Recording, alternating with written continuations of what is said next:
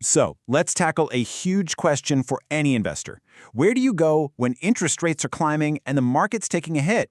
Well, the answer might not be what you think. Using some amazing analysis from the research platform fffinstill, we're going to uncover how one particular sector doesn't just get by in the chaos, it actually thrives. Okay, let's get into it. I mean, we've all felt this before, right? The Fed starts hiking rates to get a handle on inflation, and all of a sudden it seems like every portfolio is just bleeding red. But what if there is this powerful exception to the rule, kind of hiding in plain sight? To really get this, we first need to wrap our heads around a concept called a commodity supercycle. And this isn't just your average short-term price spike. No, this is a much bigger, much longer wave that can totally reshape the markets. So what exactly is a supercycle?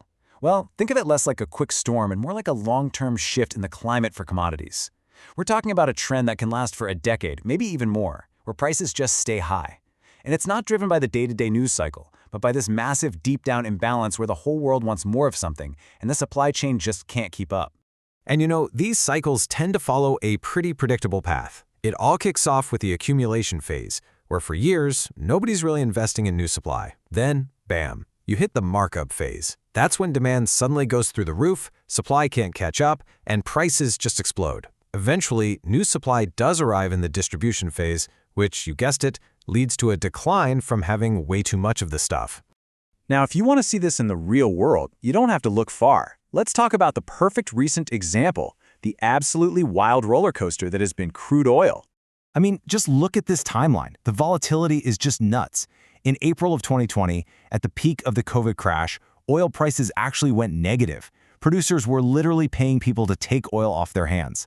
Now, fast forward just 2 years, and the price spiked to over $120 a barrel. It's a textbook example of that explosive markup phase we were just talking about. Okay, this is where we get to the really good stuff. Using some proprietary data from fffinstill, we can see a major market anomaly, something that completely flips what most people think they know right on its head. So, let me ask you a question. When the Federal Reserve starts cutting interest rates to get the economy going, which part of the market do you think does the best? I bet most of us would have the same answer. And yeah, you'd be totally right to guess tech. When the economy gets that juice from rate cuts, tech stocks usually soar. But look at the other end of the seesaw. Energy gets absolutely hammered. And it makes sense, right? Rate cuts usually mean the economy is weak, which means less driving, less building, and just lower demand for oil. But what happens when we flip the script?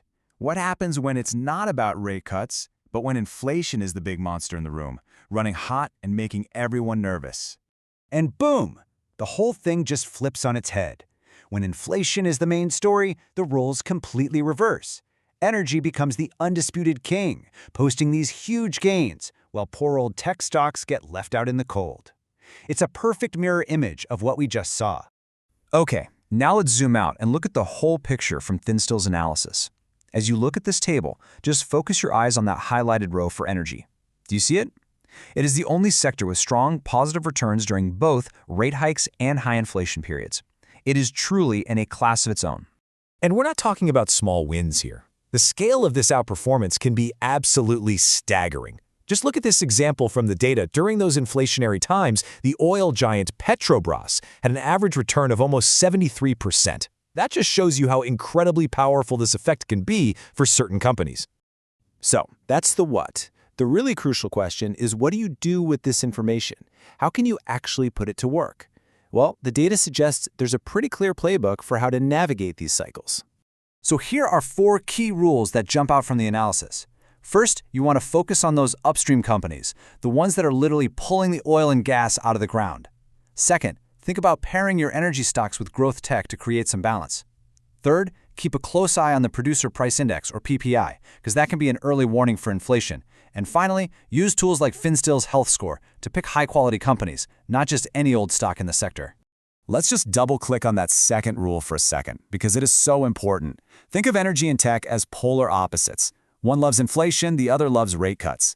The key thing to get is that they almost never win at the same time, and that is precisely what makes them such a powerful combo for balancing out a portfolio. They're basically structural hedges for each other.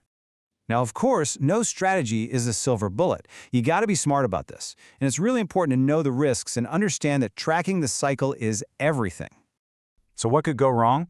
Well, there are 3 main risks to this whole super cycle idea. 1. If oil gets way too expensive, it can actually crush demand. People just stop buying. 2. The switch to renewables could happen a lot faster than people think. And 3.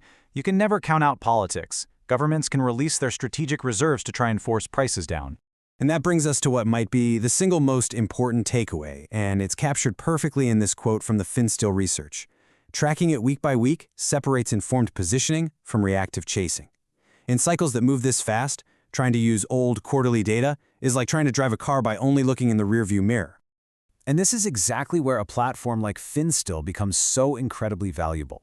Every single piece of data we've walked through today, from how sectors perform to those big macro signals, you can track it all live on their platform. It gives you that week-by-week edge. So the bottom line is this. In a market that's being driven by these massive, powerful cycles, you really don't want to be guessing. You want to be tracking the data in real time. To stay ahead of the curve, follow FinStill and get the latest insights.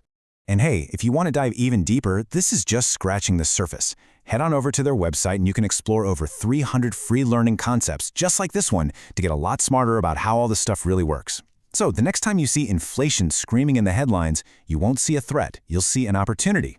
The only question is, will you be positioned to track it?